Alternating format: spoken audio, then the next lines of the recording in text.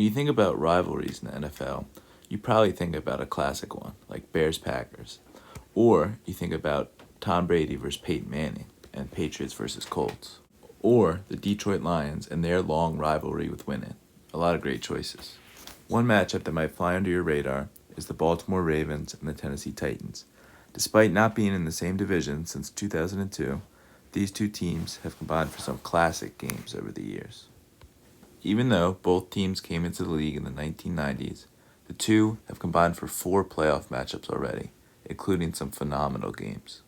In the 2000-2001 playoffs, the 4-seeded Baltimore Ravens came into Tennessee and shocked the 1-seeded Titans.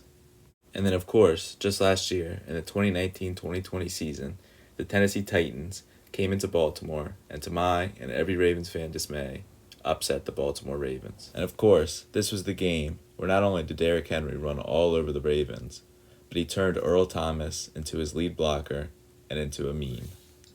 This year, once again, these two teams are set up for a wild card matchup. To see how these two teams stack up this time, I'm going to break down a couple plays from their matchup earlier this year in Week 11. Now, before I get started, I'm going to say a few things. One, I'm not going to claim to be some football expert. I've watched football almost religiously since I was 5 or 6, so I think I know a decent bit about the game. But if you see something that I mess up on or get wrong, feel free to comment it down below. And 2, I will disclose I'm a pretty big Ravens fan. So these plays are going to be from the Ravens' perspective and what the Ravens can do to beat the Titans this time around. At first glance, this play doesn't look too spectacular, but this is what Greg Roman and the Ravens' offense do so well. It's a 3rd and 4 from the 15-yard line, and J.K. Dobbins is able to take the zone run and easily pick up 8 or 9 yards. So Lamar is going to motion in J.K. Dobbins from the slot, take the snap, then we're going to pause it right here on this mesh point. So first, we're going to look at the offensive linemen. We have Orlando Brown sealing the edge with Harold Landry right here. And then we see the center is responsible for Daquan Jones. And then the guard and tackle have a double team block on this other D tackle. And then we see Bradley Bozeman, the guard, pulling across to become the lead blocker for this play. Next, we're going to be looking at the linebackers. 55, he's far out of the play. He's not going to be able to get to the run to stop it. 50 is responsible for Lamar. Since he's such a big run threat, he has to watch if Lamar keeps the ball. 54 is trying to seal the edge and stop Dobbins from getting outside. And J.K. Dobbins is trying to either get outside or make a cutback into the lane. Now we'll see in a second here, Bradley Bozeman does a really good job of forcing 54 Rashaan Evans outside so Dobbins can cut back and pick up those easy 8 yards. Now again, not a huge play, but if the defense is giving up 8-9 yards consistently on runs, then that can set up so much else. Not only does it make them respect the outside run to the running back, which can set up Lamar runs like we see here, it can also help set up play action, which I think Baltimore is going to try to use to exploit this lackluster Tennessee defense. If the linebackers are focused on the run and aren't helping in pass coverage, then Lamar will sit back and pick apart this secondary. Now, everyone knows the key to stopping the Titans' offense is stopping Derrick Henry. But obviously that's a lot easier said than done. The man rushed for over 2,000 yards this year. Now, Henry did rush for 133 yards on 28 carries in the Week 11 matchup. Now, while this is a great outing, the Ravens held him in check for almost 3 quarters without their 2 best run stoppers, Calais Campbell and Brandon Williams. If defensive coordinators that get paid millions to do this for a living can't figure out how to stop Derrick Henry, then I certainly can't. But I can show you what the Ravens did to slow him down in this matchup. Looking at this outside run, the Titans have 7 men on the line of scrimmage, 5 offensive linemen, and 2 tight ends. What they're going to try to do is create some push up front and try to open up this hole on the right side for Henry. Now, we've seen this plenty of times. Henry gets ahead of steam, bursts through a hole, and he's almost untackleable once he gets to the secondary. But the Ravens do a really nice job of staying disciplined and filling the gaps they need to fill. Patrick Queen is responsible for the A gap right here, so he's going to make sure Henry can't cut back into this gap. Chuck Clark comes down from his safety position and is responsible for filling the C gap. And then we'll see, not only do the Ravens do a nice job of filling the gaps, but Matthew Judon, working on Johnny Smith out here, is able to get some push and close this hole for Henry before he's able to run through. Now, you'd have to assume that Derrick Henry is going to get at least 25 carries this game. And while as great as it would be if the Ravens could keep Henry under 100 yards, I don't really think they need to. We saw Tennessee barely beat a struggling Houston team 38-35, while Henry ran for 250. If the Ravens are able to stop Henry on early downs and create some negative plays, it'll allow them to put more focus towards A.J. Brown in this Titans passing game, because they should be well aware how dangerous they are. While the Ravens boast a top defense in the NFL, their pass rush is a weak spot. To make up for this, Don Martindale, the defensive coordinator, loves to call exotic blitzes on third down. This play right here is a prime example of how these exotic looks force QBs into bad turnovers. The Ravens have 3 men rushing up front, and then the middle linebacker, Patrick Queen, runs an inside stunt and ends up getting a free shot at the quarterback. He ends up unblocked because the tackle is looking at Tyus Bowser, who he believes is a blitzer. The running back is responsible for anyone off the edges, so he's not looking at the middle. He thinks the center is going to pick that up. And then number 92 on the Ravens, Justin Matabuke, is able to eat up both the guard and the tackle. The Ravens are playing man coverage across the board, so each cornerback is responsible for one receiver. The Ravens have one of the top secondaries in the NFL, so they have the luxury of being able to play man coverage on a 3rd and 4. Deshaun Elliott, number 32, is a single high safety. He's responsible for anything over the top.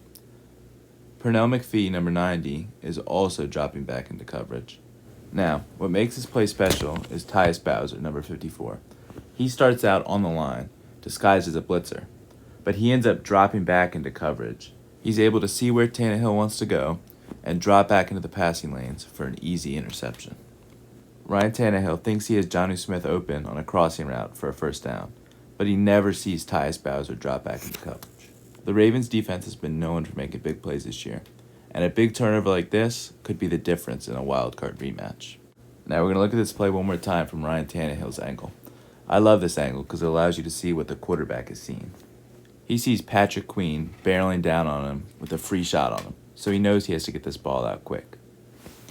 He understands that the Ravens are playing man coverage, and he knows that Jonnu Smith is going to have some separation breaking out of this crossing route right here. Chuck Clark is on the back side of him, and while he's not playing bad coverage, Jonnu Smith has inside position, so a crossing route is perfect here. He's going to come open right as Tannehill throws the ball.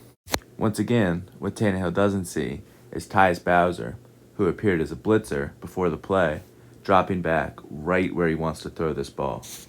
Now, of course, Tyus Bowser does a great job of dropping into the passing lane and getting the interception here, but the pressure by Patrick Queen is what really makes this play.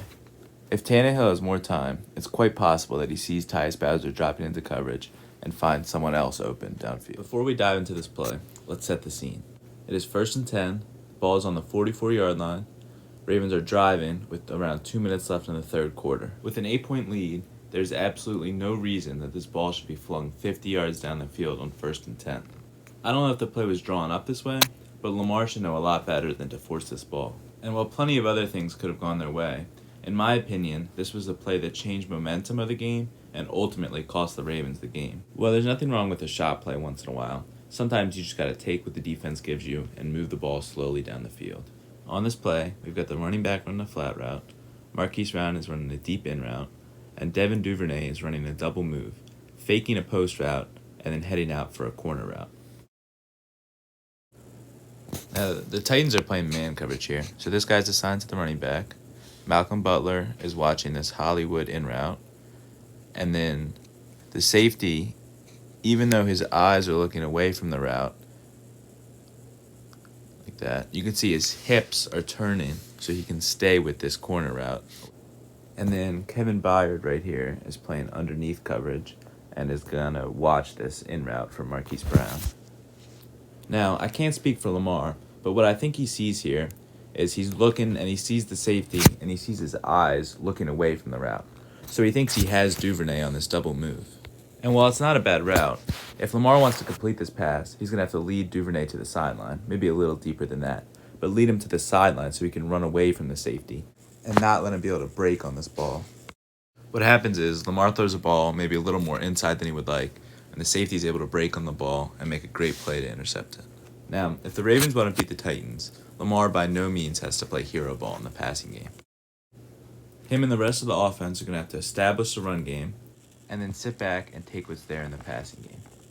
And trust me, there'll be plenty to be taken against this Tennessee defense that's ranked 29th in pass yards per game. Lamar has only thrown for over 250 yards once this year, and that was week 1 against Cleveland. But if this is a close game, I could definitely see Lamar throwing for more than 250. Well, we went over the interception that Lamar threw in this game. This is what I meant when I say there's going to be a lot there for him to take. Well, we'll see that this is obviously a really good play design and a great throw by Lamar Jackson. This is more the dysfunction in the Titans secondary than anything. This play is another play-action fake by the Ravens. Mark Andrews is running a corner route, while Hollywood Brown is running a post route. Which, if you play Madden like me, you know corner routes and post routes are very hard to guard. And, unfortunately for them, the Titans secondary ends up looking like the brain-dead Madden CPU on this play as well. Kevin Byard, number 31, drops back to guard this Marquise Brown post route. But Malcolm Butler, 21, also guards this post route. This is going to leave the left side over top wide open. This linebacker is responsible for underneath, but he has no chance to get up over top of Mark Andrews running this corner route. Lamar also sees this and does a really nice job of leading Mark Andrews up the field for a wide open touchdown. Once again, Lamar has no reason to try and play hero ball in the passing game. If Lamar can do what he does every week with his legs and take what's given to him in the passing game, I think the Ravens have a really good chance to win this game. I expect to see a heavy dose of J.K. Dobbins and Gus Edwards in the run game, and I think Lamar will rely on Mark Andrews a lot in the passing game. And yes, I may be slightly biased as a Ravens fan, but I think the final score will be Baltimore 35, Tennessee 24. Thank you for watching, and if you wouldn't mind, like and subscribe for me.